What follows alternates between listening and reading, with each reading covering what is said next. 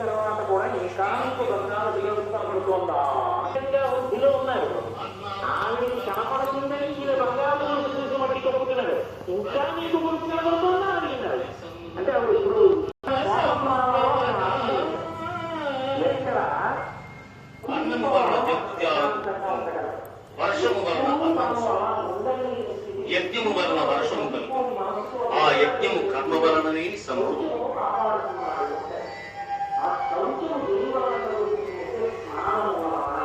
ఏవం ప్రవర్తితం చక్రం నానువర్తయతి హయః అఘాయురింద్రియాణాం మోహం పార్థ సజీవతి.